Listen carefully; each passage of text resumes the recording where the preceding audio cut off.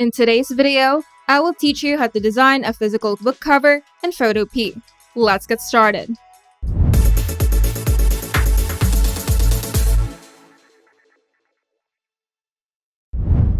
Start by setting up your canvas.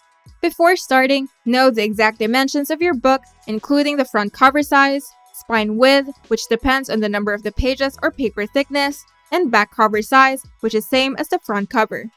Then make sure to account for a bleed area, usually 0.125 inches on all sides for printing. And to create your canvas, go to File, then New, and set up your canvas. Then add together the width of the front cover, spine, and the back cover to get the total width. The height will remain the same as your book's height. Then add a bleed area to both width and height. Then set the resolution to at least 300 dpi for high print quality. For example, if your book size is 6 by 9 inches and your spine width is 0.5 inches, your total width would be 12.75 inches. And the height would be 9.25 inches.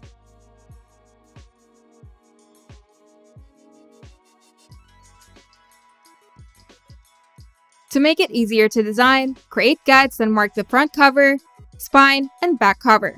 To do this, simply go to View, then New Guide, and enter the positions where the spine and cover parts begin and end.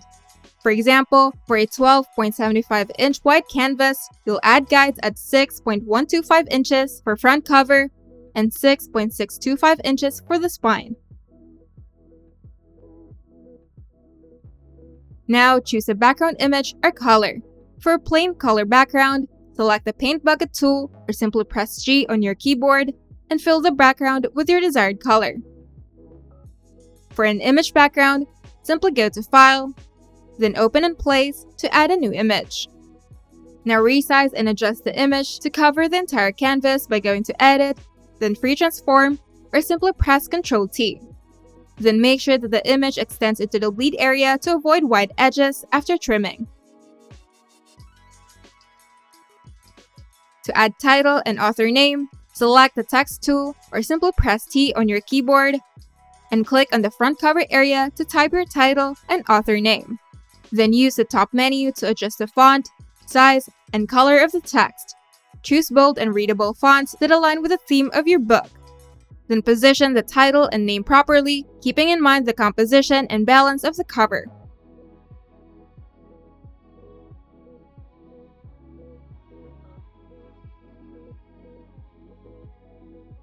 If your cover design includes illustrations or images, simply go to File, then Open and Place to insert them. Resize and reposition the images by using the Move tool or simply pressing V on your keyboard and adjust their layers in the Layers panel to ensure they're on the top of the background. You can add effects like drop shadows by right-clicking the layer and selecting blending options.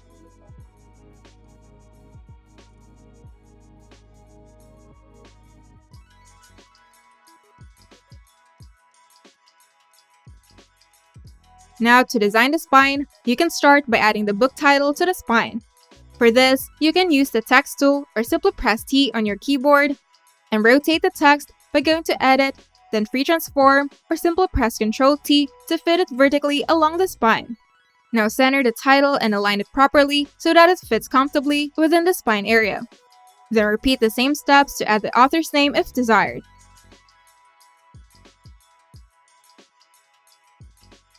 And to design the back cover, you can add a description or summary. For this, you can use the Text tool to type a short description, tagline, or summary of your book on the back cover. Format the text appropriately and ensure it's easy to read.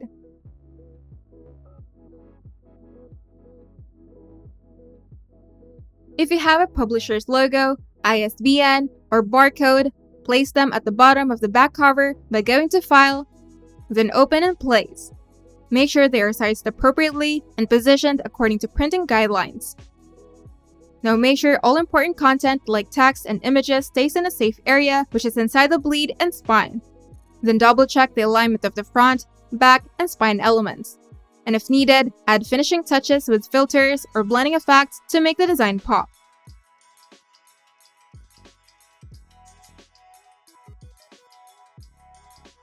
Now to keep your layers intact, save the file as a PSD by going to File, then Save as PSD. Then export your final design by going to File, Export as, then PDF, and either choose JPEG or PNG. And ensure you're exported with 300 dpi for high-quality printing. By following these steps, you can create a beautiful professional book cover ready for printing. If you find this video helpful, make sure to leave a like and subscribe. And if you want to see more tutorials, turn on the notification bell to get notified whenever we upload new videos.